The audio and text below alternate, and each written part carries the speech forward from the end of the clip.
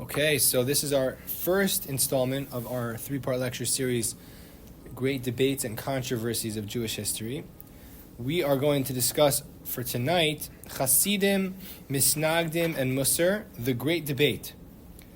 Someone asked me, how do I define these terms? That's a great question, because they're not so easy to define. One of the terms here is easy to define, and that is the Misnagdim, or Hisnagdus, however you could pronounce it, Mitnagdim, or Hitnagdut, but it means the opposition. So before we understand what the opposition is, we have to know what they were coming opposed to, which was Chassidus. Now, I always like to tell everyone where my information comes from so that they know I'm not just making it up out of thin air. So you can take a look at some of the research materials here that I utilized, and there's both a mixture of academic and more traditional sources. Just, I guess, by way of introduction, this debate between Chassidus, which will loosely translate as a pietist movement, started by the historians and legend, really, they crowned the Baal Shem Tov, Yisrael Baal Shem Tov, or the Besht, as he's known, as the beginning of Chassidus. The Chassidic movement really doesn't take off so much till a few years later with the students of the students, the Maggid of Mezrich, who was a student of the Baal Shem Tov. His students really is where the movement takes off. We'll actually see today. Mitch, do you want to come closer? You want to come? Okay. I like to keep you at a distance. I'm just joking. Okay. No. We like to have you close, but not too close. The Maggid of Mezrich's students really is where the movement takes off, but the Baal Shem Tov begins. He lives in 1700. Some of the historians have disagreement about exactly when he lived, but 1700 to 1760. Should we move to a larger space? Yes. Yeah, maybe we should move to a larger space. So that's a good thing to do. I anticipate that. Okay. That's why you were over there. There we go. Okay. Very good. Okay. So, and we'll have multiple tables. Maybe we could do multiple tables. That's what we'll do. Okay. There's a source sheet over there if anyone wants a source sheet. Okay. Elaine, are you skiing out there?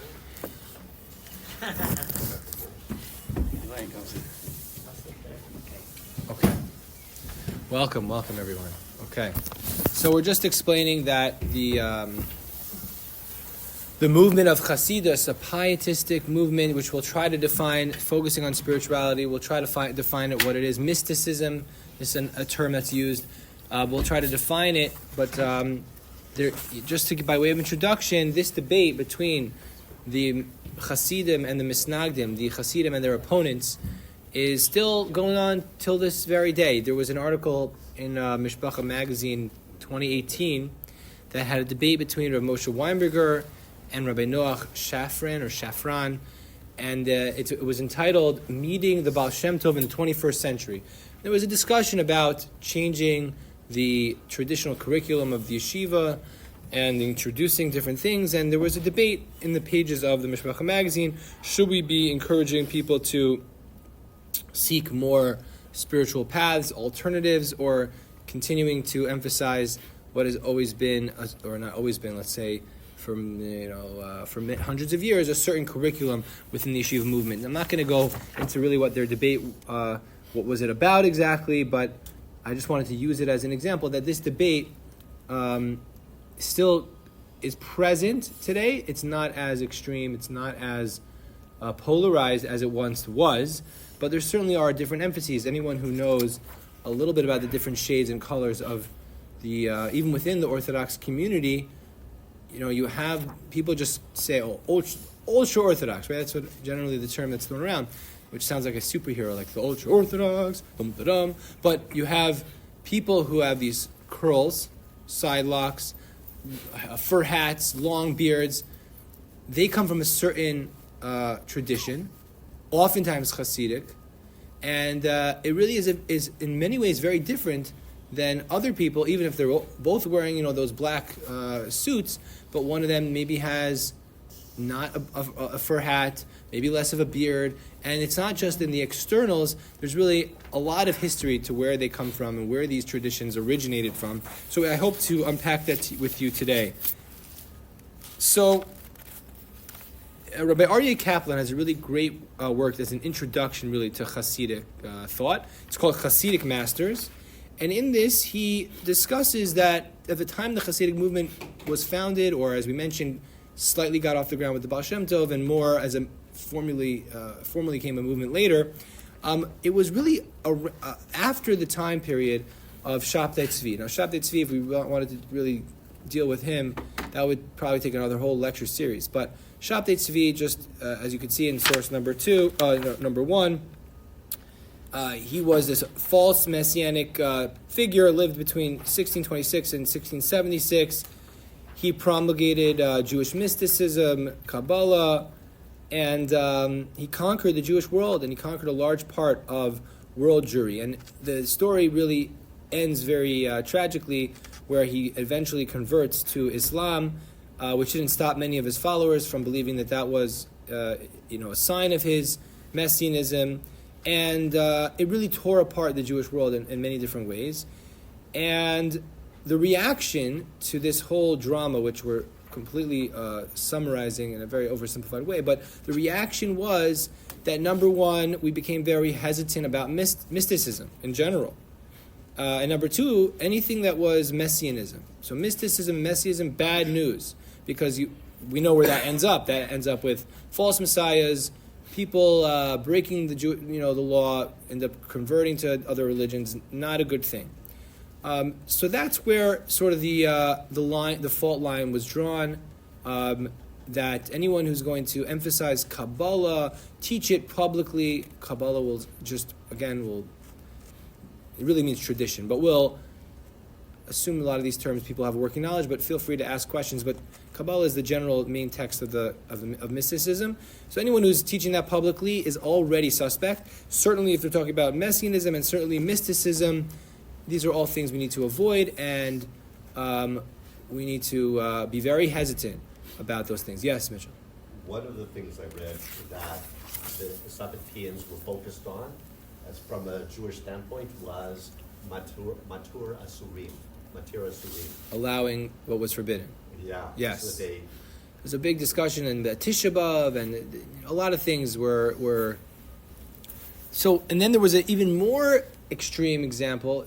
It's referred to sometimes in academic circles as antinomianism, which was the Jacob Frank. Jacob Frank was also a Sabbatean, but later Sabbatean, and he created this movement similar to what Mitchell was saying, the Frankist movement, which was completely breaking with traditional Judaism, and very, very strange time for Jewish history. But because of this, these movements and failed movements, maybe we could call them, when the Chassidim came onto the scene, the way Rabbi Kaplan describes it is, he says here, I think it's just written very nicely, in the shuffle of counter-reformation following the Sabbatean heresy, God was almost completely lost. For how can we speak about God? The two most common approaches involved either the language of the mystic or that of the philosopher. The path of the mystic had already been blocked by the reaction against Sabbateanism. And in religious circles, the highway of the philosopher had also begun to look dangerous due to the excess of the early Enlightenment. And he says that for the average person, God was not really there. It was more of, this is the book of Jewish law, keep this law, keep the traditions, and don't ask us about God, or the subject was virtually taboo. And the feelings of the common man were neglected almost to the point of starvation. All that he was offered was a dry, formal ritual without any warmth or inspiration. Only the learned could play a meaningful role in Jewish life, and the leaders grew steadily apart from their flocks. For many, Judaism had become a burden rather than a path to God. It enters the Chassidic masters. The Chassidic masters, I'm just skipping a little bit ahead, talked about a reality beyond the physical. They emphasized not Kabbalah, not philosophy, but experience. Religious experience. They used the language of Kabbalah and some to some extent Jewish philosophy to teach the average individual he too could experience God. But the point was, it was a movement focused on experience. It was also very much charismatic leader movement. We have the tzaddik, the righteous one. We had religious experiences of dancing, of food, of song.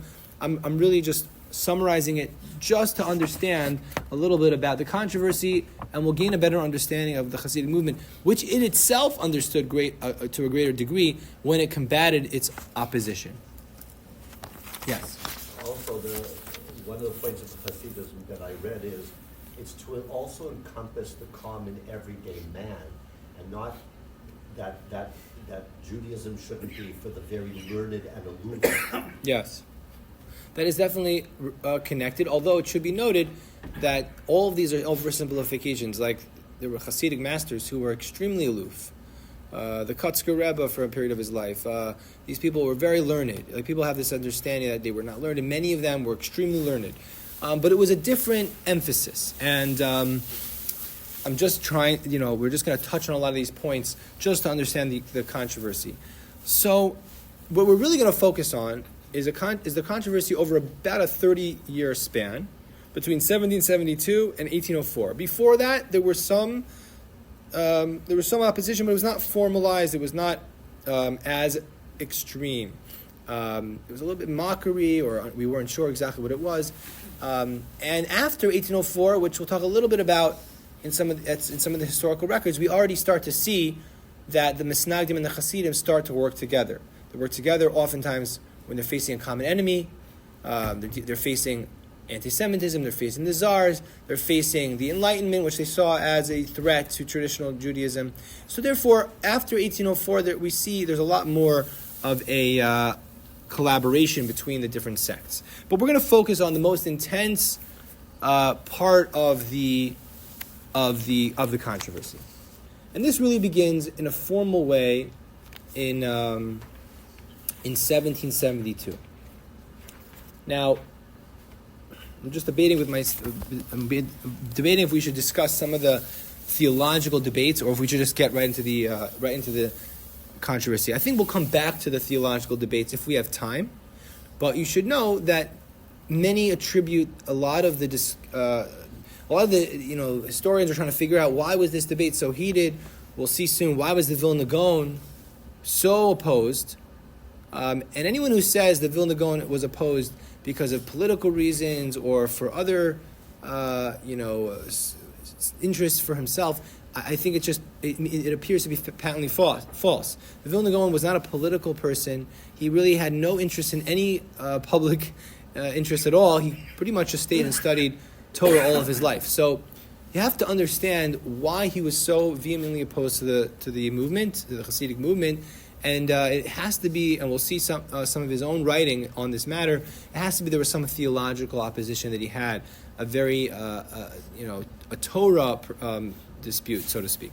So I'm going to skip over some of the earlier sources just for time's sake, but that is important to recognize, that there was this shift, as Mitchell was describing, from the emphasis of studying Torah, keeping the mitzvos, to what Rabbi Lamb and others refer to as a devotional approach. A devotional approach is it's all about dveikus, connecting with God. That was what the Chassidim were innovating, and a lot of this innovation rubbed certain people the wrong way, and we'll just leave it at that. To understand better, we're going to look at the controversy itself. Okay. So there's one early Misnagid, someone who was an opponent of Chassidus, and we can find some of that in his writings. In the 1776, Rav Yecheskel Landau, the Nodeh Yehuda, wrote a responsum in response to somebody who questioned about the prayer called L'Shem Yichud. L'Shem Yichud, if you look at most standard Siddurim, before Siras HaOmer or other mitzvos, Hallel, they'll have something there, L'Shem Yichud Kitchu Brichu B'Chinte, for the purpose of, for the sake of Yichud, bringing together the Shechina and the Kitchu Brichu. I'm not defining these terms, but it's different aspects of God. Pick up Lula Betro just before that. Before that, it'll sometimes have it. That is a Chassidic, Kabbalistic prayer. That's in Aramaic? It is a combination, a little bit of a jargon between Hebrew and Aramaic. And the questioner was asking the Nodes of Yehuda, the correct text of this prayer. Now, he was asked about this correct text of his prayer. I guess the questioner was very surprised that he said, you're asking me which is the right text of this prayer. I question whether you're even allowed to say this prayer to begin with. So let's take a look a little bit at his language here, because it's very, very harsh. It might also be just before Ushbizi, I'm not sure. Oh, it could be. It could be. He says, you're asking whether I should, what's the exact proper nusach? He says it's more yoter roy l'shol im nemar kitov b'amiraso, that it's better to even ask if this is appropriate to say this at all. And then he says as follows. He doesn't really leave much room for ambiguity here.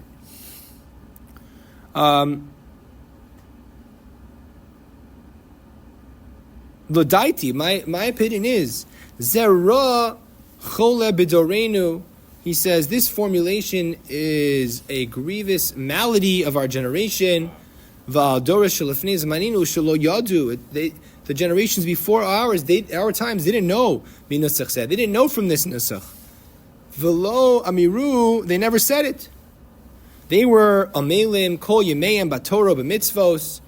They were studying Torah, devoted to the keeping of mitzvos. Hakol al pi Torah, all according to the Torah. Hakol poskim, api poskim, according to the halachic deciders. Asher devreim novam mimkorach mayim chayim, that they were the whose words came from, or they emerged from the sources of flowing waters, which is the living source of life, which are Yam HaTalmud, the sea of the Talmud, etc. Ava b'toreinu hazeh, in our generation, ki azu es Torah Hashem. When we have, they have forsaken the Torah of God, and they've forsaken the Makor Mayim Chaim, the source of life, the Shnei Talmidim Bavli Yerushalmi, lachtzov lehem boros nishbarim, to carve out for themselves, to dig for themselves broken pits. Umisnasim barom livavam, and they put up in their heart, they are conceited and have these haughty hearts. Kol echad omer, each person says, Anochi haroeh, I am the one who sees. V'lefi niftechu sharei shamayim ba'avuri ha'olam miskayim. It's because of me that the world was created. Elohim machrivi hador. These are the people who are destroying the nation, and he makes a play on the pasuk. It's usually the pasuk says v'tzadikim yelchu bahem v'rishaim yikashlu bam. He says that the righteous ones, they walk on the right path, and he says instead of the rishaim, instead of the evil ones, he says v'chasidim yikashlu bam. The chasidim will be trip up, or will be stumble. That's the word, stumble by them. So this is a pretty, I would say, an extreme opposition to this recitation of L'Shem Yichud. But it wasn't an organized opposition. He was saying, to Yehuda, that it's you shouldn't say this, and he's very opposed to it. But it really only get to organized opposition, as I mentioned, in 1772. This was 1776, but it was in a different part of the world. This was in Prague, and the Vilna Gaon, he is really where it starts to get formal. So, in 1772, to understand really the story behind this, to understand the Cherem, there was an excommunication that was written in 1772, and this was the first real communal opposition to Hasidus. So this, if you want to know a little bit about the story beforehand, we could discuss. I want to use, I don't know how to pronounce this person's name, but it's David Biali, or Bial. He has a book, it's called Hasidism, A New History, and he has a great summary, really, of the story behind this cherem, this excommunication of 1772. As we mentioned, yeah, it's on your sheet. It should be in source. I don't know which page, but it's source number, I believe, 7. 1 second. Source number 7. Okay, thank you. Yeah. So source number 7. He notes, as we mentioned, that the key figure to this battle was Rav Eliyahu, known as the Gaon of Vilna, the Vilna Gaon, or the Gra, who lived from 1720 to 1797. He was the most illustrious rabbinic scholar of his day, though he held no official office. What was the context in which this whole ban came about? So there's a lot of discussion about what was happening in Vilna during this time. There was a whole big machlokas between Vilna, the Vilna Kahal, and a certain rabbi. There was also an outbreak of the Black Plague. There's a lot of different things going on at the time. It's not 100% clear to me that these factors are super relevant. They must not be irrelevant. But some people try to, as I mentioned before, try to explain the Vilna Gaon as either siding with the Kahal or supporting, or it was a distraction from the issues of the previous debate. I don't feel that those arguments are very convincing. As I mentioned to you, the Vilna Gaon was not a political person.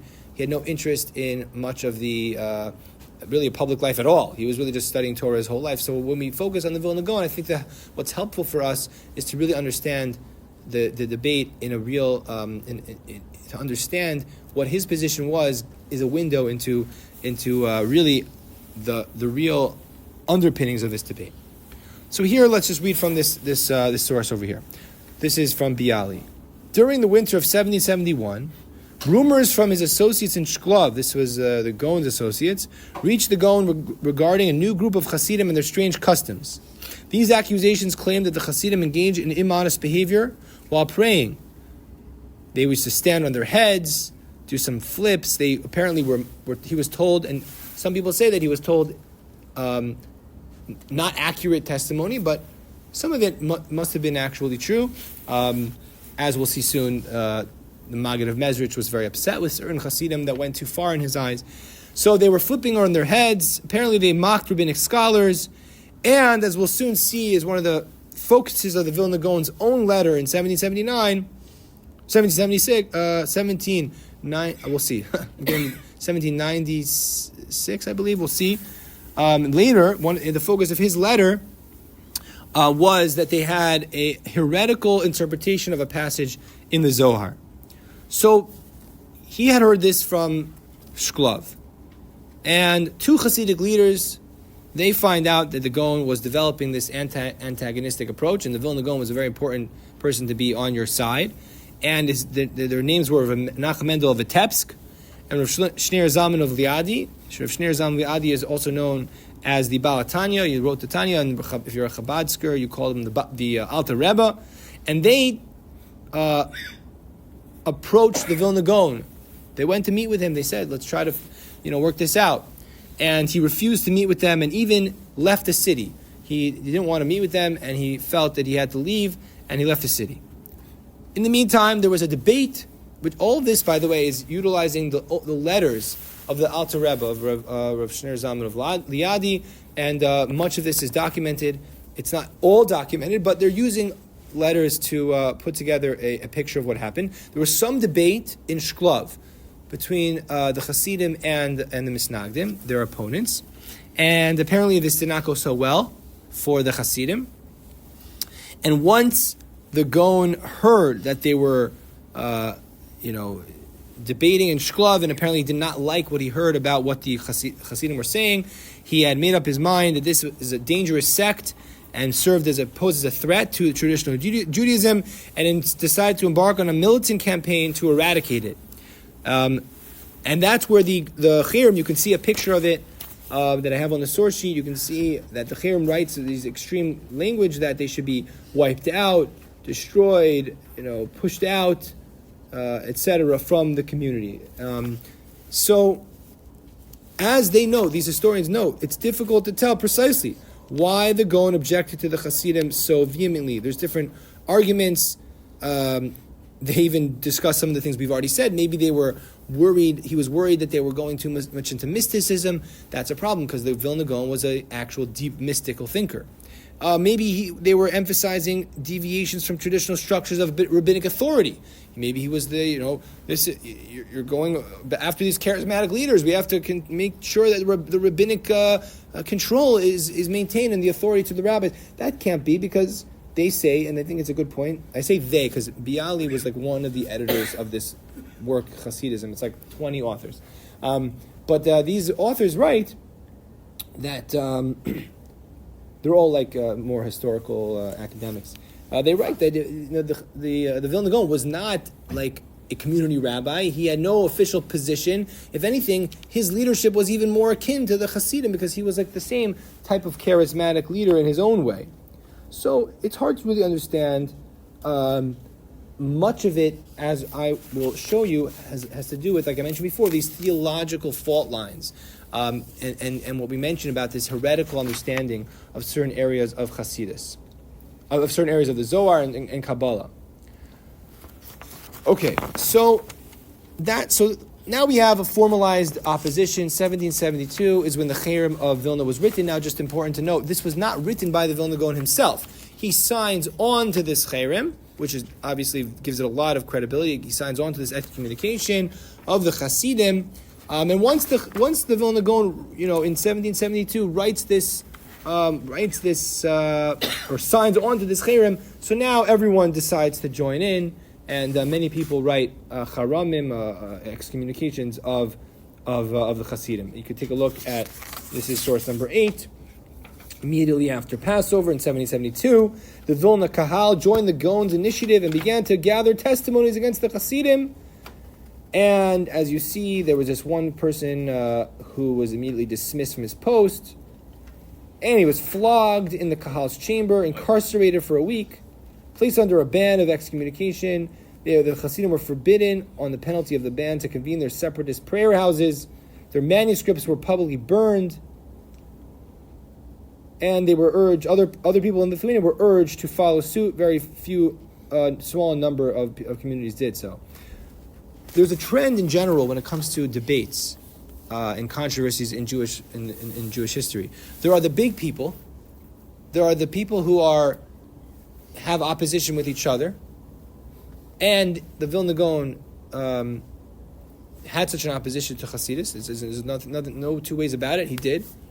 But then there's the small people who take those oppositions and they go way too far with those things, right? You see this trend in a lot of places. And either they're excited by it or they don't have much else to do with their time or whatever it is, and they move it, they go way too far. So it's hard to exactly pinpoint which cherem resulted in what, but I find I don't think it's such a far-fetched idea to understand that you have one person who took an issue with Chassidim, and then other people jumping on the bandwagon decided to take matters into their own hands, and took some extreme measures.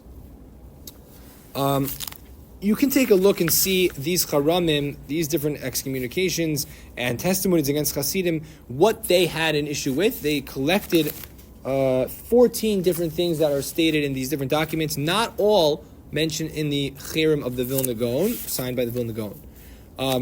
One of them is important to mention that was certainly not written there, and that is that they were deviating from the customs and the traditions of the community. What was an example that they were breaking halacha, breaking from their norms? They didn't put on tefillin during Chol HaMoed. Okay, now this cannot be the issue that the Vilna Gaon had with the Chassidim, because the Vilna Gaon held you don't put on tefillin during Chol HaMoed, even though that was the established Ashkenazi custom for generations. But the Vilna Gaon didn't. So the Vilna Gaon could not have taken issue with the Chassidim about not wearing tefillin on Chol HaMoed when he himself held you should not wear tefillin on Chol HaMoed. 13 looks like a false accusation. 13 could be, the historians discuss the 13, which is committing sexual transgressions, homosexuality, bestiality. So the historians try to make sense of that because, again, we're dealing with people generally who are in the religious community. They try to explain that it was probably they were trying to besmirch the Chassidim to associate them with the Frankists. The Frankists did get involved in some really crazy stuff, and they were trying to like throw them into that whole mix and saying, oh, they're also involved in impropriety and such. And then also the Sabbatinism, Messianism. Now it's interesting to note the Vilna Gaon does not make mention of this in the Cherem of the Vilna Gaon, and we'll see in the letter itself. Okay. Some of the other things here is they developed their own nusach. They changed from the nusach. Again, all these things, as the historians note, these accusations don't really show such offensive and grossly inappropriate behavior. Some of them do, but most of them don't contravene religious law. And I mentioned some of the ones that were thrown in were not in the Vilna Gaon's Cherem, and some of them were certainly not happening on a large level, if at all, and could have been just used as sort of the mudslinging tactic. Now, just also something to point out, if you look at this and you see the debate and the controversy, just in context of comparing it with, let's say, other mudslinging campaigns in other societies, this is like child's play. Like, we're not really dealing with terrible, political, personality sabotaging. What's the word? Character assassination. Thank you. So we see this, and it's intense, and it's very shocking in some ways. But they're dealing with, they wanted very honed knives. That was one of the things that comes up in some of the Charamim. The Chassidim wanted certain shechita knives, certain ritual slaughtering knives. Why would that be an issue? So again, there's different theories. A lot of this is not 100% clear. But one of the theories that that the community had an issue with was because there was a specific tax on people, a shechita tax that they would put on people, and they would be losing a lot of the money if they were using a different kind of shechita. So perhaps that influenced their, they didn't want to lose that segment of the community if they changed their position on shechita. But again, all these things are theories. It's not very, very clear what the exact issue was. So because of this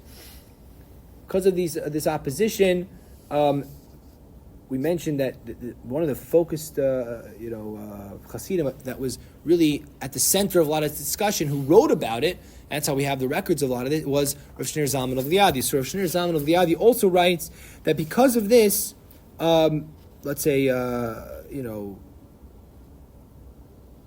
excommunication, or failed debate in his eyes, the Chassidim decided to meet in the Maggid of Mezrich's home in the last months of his life. They didn't know it was the last months of his life, but they go to meet with the Maggid.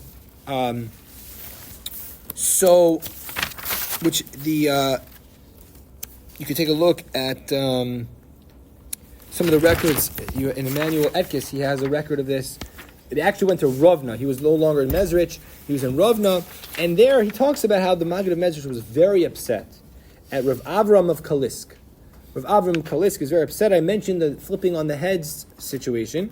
So this is a part of the letter of Rav Shneur Zalman of Liadi, the Baal Tanya. He, in his letter describing what the meeting was about, a lot of it was that the Maggid was extremely upset with Rav Avram of Kalisk, who apparently was, again, involved in these more flipping and doing different things, turning over themselves head over feet, which was a disgrace, and it caused people to mock them. And the Maggid of Medrash was upset. Why are you doing this? Why are you instigating the opposition? So is this, when you say immodesty, is that what they're talking about, the flipping? Yeah, that was definitely something that it seems to be, the Baal Tanya writes about it in this letter, so that seems to be documented that some people were doing that. But the Maggid of Mezrich was very upset that he was doing that. It's not 100% clear why. Maybe he was creating more opposition. Maybe he didn't think it was valid to begin with. Why are you doing this? It's not very clear. But it seems to be that the fact is that they were doing it. Why they were doing it is not very clear. Doesn't seem to be Chassidim do this anymore today. Maybe at weddings, but I'd say that their behavior back then was far different than the Misnagdim, and they've come closer together. You've yes. got Chassidim, a great learners today. And you've got Misnagdim that will dance at Right. various times, like on Shabbat. Right. But back then it was like black and white. Right. How they lived from apart from each other. And again, with the Misnagdim, it was academy was everything. And with Chassidim that I learned, it was spiritualism. So that, and again, at the time of the Tsar, when you had people had no Jewish education whatsoever, the Amaratzim, and they were taken away to the army for 20 to 30 years. Right. So it was a warmth for them to have to connect with Chassidim. Right. Okay. Yeah, definitely. What's very interesting, Yehuda Geber, a friend of mine, where I got some of this information from, he notes something fascinating. Because of this meeting, the Maggid of Mezrich and his students, the Hasidic movement is strategizing as a movement how to respond to the opposition, which is the first time that the Hasidic Rebbes and leaders, students of the Maggid of Mezrich, gather together as a movement, which is fascinating because that means that, ironically, the opposition, which often is how it happens, the opposition to Hasidus forced Hasidus to organize itself and define itself as a movement. So that is an important way that the Hasidic movement gained a certain self-identity through its response to the opposition. Okay. So we have the Maggid of Mezrich, also the Alter Rebbe, which we'll see. He was there. What was their response? What did they say should be our approach to all this hatred that we're receiving? The Maggid of Mezrich said, don't respond. Don't respond. Take it with love. Don't say anything back. And for the most part, that worked out pretty well until the Vilna Gaon's death, which we'll get to soon. So I mentioned this letter before. I didn't have the date correct. It was in 1796. 1796, the Vilna Gaon reaffirms his opposition to Hasidus. Now, really, this letter, which we'll read together for... Excuse me, what was Yeah. the different time period between the Baal Shem Tov and you have the Chassidim that the Maggid and the 12 of them from his disciples? Yes. And the Gaon of Vilna? What So was the, the difference? so the Baal Shem Tov lived 1700 to 1760 approximately. The Maggid was, a little bit later. He was a student of him, and then his students, the Alter Rebbe, Rav Shneur Zalman of Liadi. That's really where Hasidus as a movement really begins, and the Vilna Gaon is living during that time. The Vilna Gaon would not meet with Rav Shneur Zalman of Liadi. Baal Shem Tov lived prior to the Gaon. Correct. Well, they didn't. Apparently, they did not meet, Right. even though they lived around the same time period, a little bit earlier. The Baal Shem Tov was a little early. Yeah. And in 1772 was the first Cherem, the first excommunication of the Chassidim. 1796, very close before the Vilna Gaon passes away, he writes another letter. Now, why does he write another letter confirming his opposition? So there's a very fascinating story. It's cited in Eliyahu Stern's book, The Genius, Elijah of Vilna, and also in Dov Eliach's book, Hagra.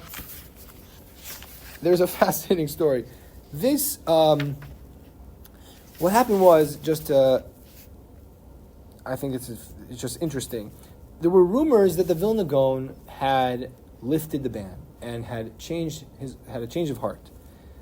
And the reason how this got back to the Vilna Gaon was really that he had a brother-in-law who was away traveling for business to Breslau, a brother-in-law of Chaim Volozhiner, and he is told by someone there that he says, like, oh, what does the Vilna Gaon say now that he's changed his position? And he says, what do you mean? What do you mean he's changed his position? So they say, yeah, the Vilna Gaon changed his position. He said, well, how do you know? Well, the son of the Vilna Gaon was here. So let's take a look. You could take a look at source number 10. There was a charlatan, apparently, wandering around Europe claiming to be Elijah the Gaon's, he just called Elijah, the Vilna Gaon's son.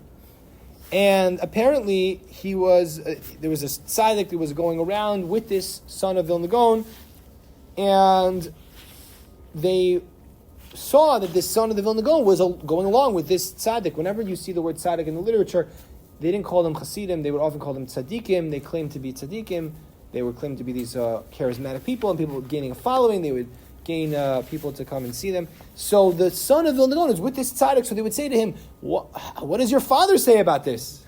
What does daddy say? And he said, I'm very embarrassed to say. They said, well, what does he say? Come on, what do you mean you're very embarrassed? He said, I'm very embarrassed to say. So and then finally they prodded, and what did he say about his father?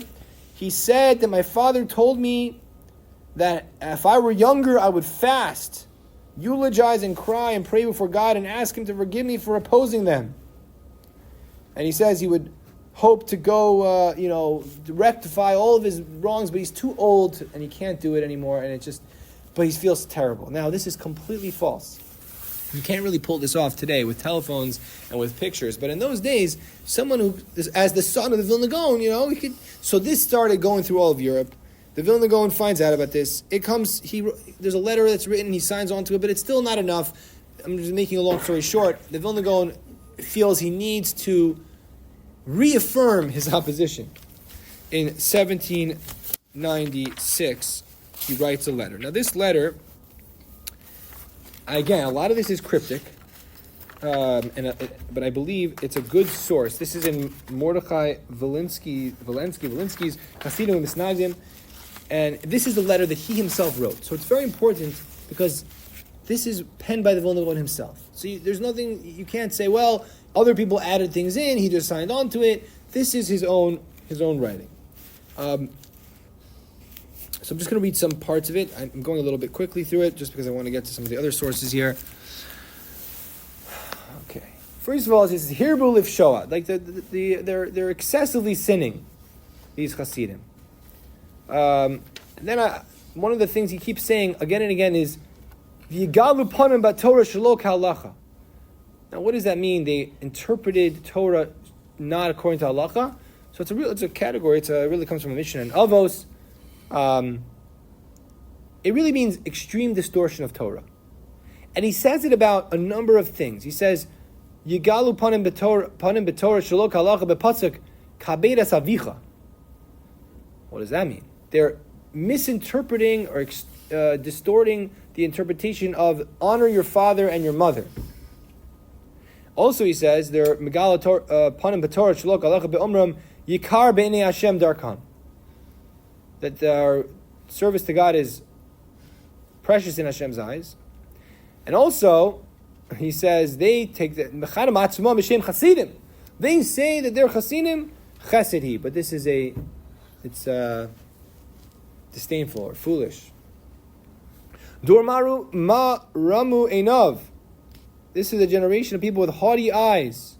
Umalin Letzad Allah Yimlalu. And they talk about these lofty thoughts. Eile Elohecha Yisrael. This is a reference to the sin of the golden calf. Kol eitz v'chol even. Any tree, every stone. And again here, umegalim panim b'Torah shelo k'halacha. Misinterpret the Torah, distort the Torah. B'pasuk baruch kavod Hashem imkomo. Blessed be Hashem from His place. B'pasuk atom mechayas kulam. What is he talking about? What is the Vilna Gaon talking about? So the Vilna Gaon is a cryptic writer, as you may know if you have any exposure to his writings. A very, very cryptic writer. I heard from a certain theory from Rabbi Arnie Wittenstein. It's a little bit complicated, but he's referencing Kabbalistic ideas. He's referencing certain ideas about the Arizal and different ideas that he felt that was misinterpreted by the Chassidim. He doesn't mention the Baal Shem Tov by name, but this is what he was understanding was a distortion of Torah.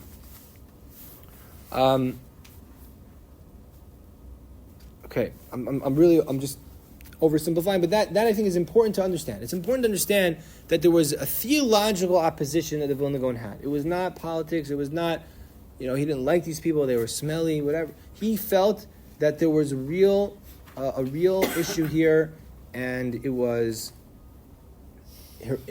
extreme distortion of Torah. There's a letter that the Alter Rebbe, the Baal Tanya, responds to the Vilna Gaon, which we don't have time to discuss. But needless to say, this is a very important text to understand what the Vilna Gaon's opposition was, and fundamentally, I think it was primarily his theological opposition. While the Vilna Gaon was alive, as I mentioned, even though there was this intense controversy, but it was sort of held at bay based on the character and the persona of the Vilna Gaon. He kept things at bay, and certain people did a little bit. We saw about people putting lashes and stuff like that, but he pretty much kept it at bay. This ended once the Vilna Gaon dies. Once the Vilna Gaon dies, things get a little bit out of hand, or a lot out of hand. So you can see this in source number 12. So they record here that after the Vilna Gaon dies, the Chassidim celebrate. And this obviously would be very offensive to the Misnagdim. So it's unclear exactly if they were celebrating a regular celebration. As you know, the Vilna Gaon passes away on Chol HaMoed Sukkot. So Yud Tes Tishrei. So they were celebrating the Simchas Beis HaShueva. And they kept, the regular celebrations. Or maybe they were really excited because he died. It's not clear. But what was clear is, as a consequence, the Misnagdim closed down the Hasidic minyanim. The owner of that shtibel was publicly flogged, and it escalated to the point where they drove the Hasidim out and turned to the Russian authorities, which was seen as a betrayal. Now, in response to that, the Hasidim turned to the Russian authorities, meaning the Misnagdim were really upset. They were celebrating. Again, this is piece of the narrative, piece of the story. But it got out of hand. People were, going back and forth. One person did that. This is how it works. And the Chassidim go and turn to the Russian authorities. In response to that, the Misnagdim retaliated, and they denounced Rosh Shneur Zalman of Liadi as a revolutionary and dangerous person, and he is thrown in jail. This is a very famous story from in Chabad Hasidus, because the Rebbe, Rosh Shneur Zalman of Liadi, when he's arrested and he's freed from jail on Yud Tes Kislev, they say Yud Tes Kislev is like the Rosh Hashanah of Hasidus, because that's when he comes out of jail. And the reason why he attributes so much to this day, and why the movement attributes a lot to this day, is because of the context why he went to jail in the first place. He saw his freedom of jail as a sign that his derech, his way of Hasidus, was correct. Because he emerges from jail, he actually goes back to jail, gets out again. But either way, he saw this as a great victory. And that's why Yud Tes Kislev is a very special day in the Hasidic world. I heard this story. I can't verify it, but it's a great story. I'll just share with you. Rav Soloveitchik. Oh boy, it's getting late. Rav Soloveitchik. I think it's just a great story, so I don't want to not say it. Rav Soloveitchik studied in University of Berlin. At the time he was in Berlin, there were a number of other great figures. Lubavitcher Rebbe was one of them. So Lubavitcher Rebbe was in Berlin at the time, and apparently, as the story goes, again, I said I can't verify, but I heard this from a reliable source, that on Purim, the Lubavitcher Rebbe got up on a chair and started to sing. Now, you have to understand what Berlin was like in the 30s. This is not full-out anti-Semitism yet, maybe in the late 20s, early 30s. You know when he was there? In the late 30s, yeah. I don't remember. I think his dissertation was 29 or. I think he also studied the Sorbonne. Yeah, I don't remember exactly the dates, but it was very. You don't get up on a chair and start singing on Purim. And the Lubavitcher Rebbe, it wasn't the Lubavitcher Rebbe at the time. Menachem Meir Schneerson, a young student at the University of Berlin, a Jewish-looking student, was placed in jail. Okay, his friend, I guess they called him Beryl at the time, probably, or Yosef. I don't know, Yossi, whatever. Gets a phone call. You have to come down to the jail to bail out this, Shneur Zalman.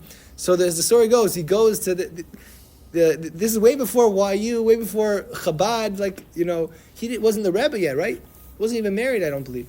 And he goes to him and he bails him out of jail, and he says, "You have a great future ahead of you in Hasidic, in the Hasidic world, because you went to jail and came out." So, so it's perhaps apocryphal, but it's a great story. What bothers me greatly is that it's in halakha. If you have a dispute with another Jew, you take it to a Beit Din. But here, both groups go to Goyim. They go to the courts. Well, that's why I mentioned that only happens after the Vilna Gaon's death. Yeah. The Vilna Gaon was opposed to it, but there was a certain line that was not crossed. Once he passes away, things went a little bit out of control. To go to the Russian Yeah. authorities. Yeah. Worst thing. Now, it dies out. The opposition pretty much dies out eventually. The Chassidim were successful. As Mitchell mentioned, it was very popular. It's important to note also, this was not, the war between the Chassidim and the Misnagdim did not engulf the entire Jewish community. That's important to note. Most communities were mostly indifferent to the issue. There were certain pockets, certain areas where it was an issue. Minsk, it was a big issue. Obviously, Vilna, Brody, other communities. I'm just trying to... Okay, I'm going to skip the theological opposition. We saw a little bit about it. It was a cryptic language about, mysticism and different ideas that the Vilna... I just couldn't get to all of it. But I wanted to read one final thing with you, which is probably the most articulate expression of the traditional opposition to both Hasidus, and I threw in the word Mussar in the title. You'll see a little bit about his opposition to Mussar, and that is in Halachic Man, of all places. Rav Soloveitchik in Halachic Man describes the approach of what we don't even know who the Halachic Man was. Did he ever exist? But it's a paradigm of a certain persona, of a person who is devoted completely to halacha and the study of Torah for its own sake. So we didn't really even get into the issue of Torah Lishma. I'm just skipping over that. But Torah Lishma, the study of Torah for its own sake, was a very sacred calling of the Halachic Man and of the traditionalists and of that whole world of Volozhin and the typical is the wrong word, but the traditionalist approach. And they responded to any innovation, any change, any, as we mentioned, devotional approach, which the Chassidim were saying, it's not only about Torah study, it's about connecting with God. Don't forget about that. They responded to that and said that this is too much. This is too much of an innovation. So I want to read to you some of what Soloveitchik writes about in Halachic Man, where he mixes together the opposition to Mussar and to Chasidus in one, and then I want to read to you a letter that he himself wrote, and we'll finish. It would seem to me, this is in source number 14, Halachic Man, it would seem to me that this world perspective was the primary factor in the refusal on the part of such Halachic Man as Rav Chaim of Brisk, his grandfather, Rav Naftali Tzvi Yehuda Berlin, the Netziv, and such like to admit the Mussar program. Refusal to admit the Mussar program of Rav Yisrael Salanter into the yeshiva of Volozhin. Then he goes further. It was the practice, I'm skipping down, in Covenant Slabodka, to spend the twilight hours when the Sabbath drew to a close in an atmosphere suffused with sadness and grief, an atmosphere in which man loses his spiritual shield, his sense of power, confidence, and strength, and becomes utterly sensitive and responsive, and to engage in a monologue about death, nihilism of this world, the emptiness and ugliness. The Halachic Man of Brisk and Volozhin, think Vilna Gaon, think Misnagdim, sense that this whole mood posed a profound contradiction to the Halacha and would undermine its very foundations. Halachic Man fears nothing, for he swims in the sea of the Talmud.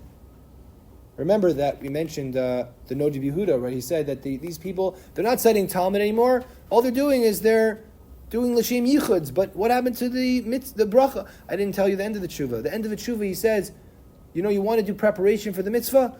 Say the bracha. That's the preparation for the mitzvah. That's Halachic Man. Halachic Man is, he's in the sea of the Talmud, that life-giving sea to all the living. If a person has sinned, the halacha of repentance will come to his aid. One must not waste time on spiritual self-appraisal, on probing introspections and picking away at the sense of sin. Okay. Etc., etc., okay. Rav Chaim of Brisk's reply to Rav Isaac Blazer, Rav Yitzchak Petterberger, Rav Yitzchak Blazer, when the latter came to Volozhin in an attempt to persuade the heads of the yeshiva to introduce the study of Mussar in their academy. So now we're dealing with people in the same community, no one's excommunicated, but you still have these clear fault lines. And they're coming to the Netziv and they're saying, Rav Yitzchak Blazer, and they're saying, please, Rav Yitzchak Blazer is coming to Rav Chaim and he's saying, please, let the students learn about these ethical teachings, this Mussar, these more moral teachings. And he says, no. Why not? Isn't that a good thing to be involved in? So he says no. In support of his position, he cited the statement of the sages, the man should always entice the good impulse to fight against the evil impulse. He says, right, Torah study is the way to go. Occupy yourself with Torah study. If the Yetzer Hara comes, Talmud Torah is what we use as the antidote. This is the most effective, I'm just summarizing, this is the most effective and tried remedy in a man's ongoing battle with his evil impulse. However, if you are spiritually sick, meaning that's for healthy people. If you're sick, this is pretty intense, so get ready hold on to your seat. If you're sick, it is a fit of madness if a fit of madness has seized hold of you, if some psychic anomaly has put forth this disease tendrils in your inner world, this is like, it's not his first language. I think this is a translation from the Hebrew, but it's just incredible. Then you must use more powerful drugs, those that are designed for the very ill, the remembrance of the day of death. In other words, we use Talmud Torah. You're sick, so you need to think about the day of death and do all this, spiritual melancholy work and all that. We in Volozhin, thank God, are healthy in spirit and body, are whole in our Torah. There is no need here of castor oil. If the scholars of Kelm and Kovno feel compelled to drink bitter drugs, let them drink them to their heart's content, but let them not invite others to dine with them. Wow. So this is part of the opposition, which he connects in the next piece to their opposition for Chassidus. I'm just going to skip down to this last part here. Halachic man, on the contrary, is very sparring in his recitations of Piyutim. He talks about how the Chassidim, they would read Tehillim, they would read these hymns and read these songs and sing. He says, no, halachic man says very little. Heaven forbid on an account of philosophical qualms that he's not worried that it's not, but because he serves his maker with pure halachic thought, pure precise cognition and clear logic. He does not waste his time reciting songs and hymns. The cognition of the Torah, right? Torah Lishma, studying Torah. This is the holiest and most exalted type of service. He tells a story over here that is once my father, this is Rav Moshe Soloveitchik, Rav Chaim's son, again, that brisk world, which is very connected to the Vilna Gaon's teachings, because it comes from Volozhin, which is the student of the Vilna Gaon, Rav Chaim Volozhiner. So it comes from that world of the Vilna Gaon. He says one time his father sees that he's holding a book of Psalms in his hand on Rosh Hashanah. What did his father do? Took it away from him and gave him a Maseches Rosh Hashanah. He says, if you wish to serve the Creator at this moment, better to study the laws pertaining to the festival. Right? If the congregation would recite the Piyutim, Reb Chaim, his grandfather, would study Torah all day long. The whole notion of Torah Lishma for its own sake primarily refers to studying Torah. Right? Torah is okay, fine. And he says this is at the end, he concludes by saying this above is the declaration of Rabbi Chaim Volozhin, the outstanding student of the Gaon of Vilna and the founder of the Yeshiva Volozhin. It would appear to me that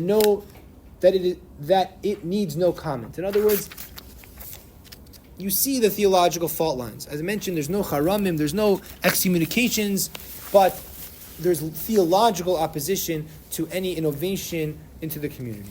I want to just finish with one line, with one letter. Sorry, I'm going a little bit over, but I have to read this letter to you. As was noted, there's a balance that is struck. The Chassidim, it's said by some, the Chassidim saved the Misnagdim, and the Misnagdim saved the Chassidim. The Chassidim saved the Misnagdim from losing their soul, from losing the soul of Judaism after the effects of Shabtai Tzvi, that we're going to retreat into a calloused, cold Judaism. Whereas the Misnagdim saved the Chassidim because they kept them in line. They didn't go too far. And here you see this incredible balance. We just read a depiction of Rav Soloveitchik giving, sort of theological rationalization and defense of the opposition to Mussar and to Chassidus. But he himself wrote a letter, an incredible letter, which I just came across this year, an incredible letter to Rav Moshe Dovber Rivkin, who was a Rosh Hashiva at Tor Vodas, who sent Rav Soloveitchik in 1955 some manuscript of his work, and he wrote the following to him. He was a Lubavitcher Chassid, and he was very happy with his work that he was reading, and he said the following. He describes his mentor, his Chabad mentor, his Chabad Rabbi from his youth. to this Chabad Rav Dov Ber Rivkin. So he writes as follows. Rav Moshe Dov Ber Rivkin. He says, the likeness of my mentor of Baruch Yaakov Reisberg appears to me. I can still picture his facial expressions which radiated both solemnity and intelligence as well as sweeping imagination. To this day I hear his voice in the silence of the twilight. Sad, saturated with sorrow and longing, his words emerging from the distance. Words full of passion and fascination regarding his stay in Lubavitch during his youth. I still carry in the recesses of my soul the image of the Alter Rebbe, which gazes upon us from the whitewashed walls of the Cheder. Okay. He says, my eyes still perceive the portrait of the Tzemach Tzedek. Okay. So he's talking about his times in the Cheder with his Lubavitcher Melamed. As I continue to dream, I see the image of the elderly Chassidim on the night of Shmini Atzeres, dancing around my father, the same father who took away his Tehillim, right? The Chassidim are dancing around him in a rhythmic beat, quick rhythmic beat. Images such as these will not be erased from my heart. They are deeply rooted in the mystery of my being. Therefore, all that is written regarding this movement is of enormous interest to me. This is the same person who wrote what we just read before. And look at what he writes here. And this is what I want to close with. He praises his book, but he says the following idea. Halachic rigor and Chassidic joy joined in harmony. That's his book. And he writes the following. The mind and the heart struggle. That's really what it is, in a nutshell. The Chassidic movement emphasizes the heart. The Misnagdim were emphasizing the mind. And there's always a tension, and you see this tension within Rav Soloveitchik in this letter. The mind and the heart struggle, and the author admits the legitimacy of both. Believe me, my friend, that this schism, thought and feeling, sunders my soul as well. At times, I tend to listen to the murmur of my heart. A strand of Hasidism is buried deep within me. So, in other words, there's some sort of balance that has been struck. There was this tremendous opposition. We tried to understand it in theological terms. I very much I oversimplified it, but there was a strong opposition the Vilna Gaon had. Clearly, it was a real theological opposition, and things got out of hand. We saw some of that, some of the interesting Jewish phenomenon. Maybe like mention the big people and the small people, but at the end of the day, it seems to be, and as I mentioned, they continue to work together, facing the common enemies. Afterwards, they saw in the Tsarist decrees and the Enlightenment and the different movements they need to combat. They work together on, and you see in Rav Soloveitchik himself sort of this tension. There's a tension, the tension between the heart and the mind, and yet the legitimacy of both. And I think that's an apt way to close, that there's legitimacy to both.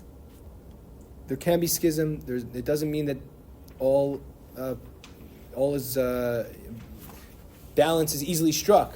But at the same time, I think that the movements that clashed yielded eventually a positive